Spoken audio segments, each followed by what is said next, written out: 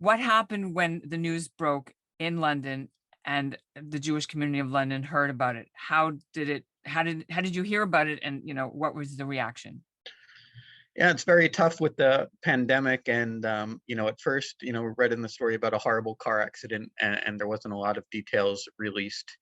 And then started to be awareness that it might have been a hate crime, and started to get more upsetting as we learned more about it. And, by the time I was speaking to other people about it, it was just shock that something this terrible could happen, this Islamophobic act of terrorism. This murder could happen right here in London. It's a city that we love and want the best for, and to have this travesty happen here, it shouldn't happen anywhere, let alone here in our city. Have you had any dealings with the Muslim community? What is the relationship between the Jewish community and the Muslim community? London is a wonderful place to live. This is one of the blackest marks in the city's history, if not the worst altogether.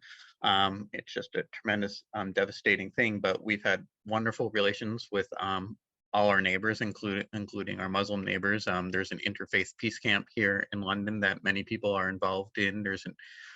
Several times a year, there's a interfaith tree planting led by Reforest London, one of the environmental components of the city's operations. Um, after the attack at the mosque in Quebec City, there was a vigil, and we got to know a number of people, and it was multi-faith vigil where rabbis from our community spoke as well. And those of us who work in the Jewish community got to meet people on staff at the mosque and in their community organizations, and also just general community members certainly interact. And of course, we work together all the time as people are in various jobs, and these are our friends, our neighbors. We know them from all aspects of life.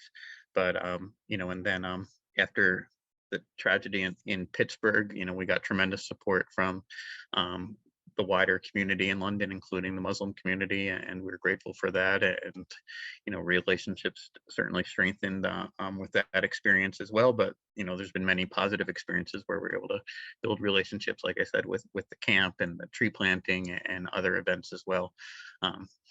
So it's just shocking and terrible news. And I'm so sad for the city and sad for the family involved, and for the Muslim community as a whole, and for all of London. You sound really choked up about this. Did you have any personal knowledge of this particular family at all, or did anyone know them? I did not know them. I'm sad by the very facts of the story, and the loss of human life, and the pointless loss of human life. There's no place for hate, or discrimination, bias, Islamophobia, and certainly terrorism in our town is unacceptable to the can't stress it enough, to the exponential order of whatever one could say. So, what is it that the Jewish community is doing about the vigil, and also reaching out? How are you showing support? So yeah, normally when there's not a pandemic going on, our community would inevitably be out, um, and wanting to bond with our neighbors, and be a shoulder to lean on, and to collectively grieve. And and with the pandemic, obviously, it makes everything so much tougher. So there are going to be community leaders. Rabbi Clark is going to be there. Scott Goldstein, the Hillel director from Western, is going to be there. Members of our executive, including the president of our executive, Steve Tarrant, is going to be there. And then what happens next? Is there a collection being taken, a special appeal? What is that? Anything else that the Jewish community there is doing? Yeah, next steps are still being worked out. Okay. Is there anything you want our listeners to understand about what you're all feeling before we sign off?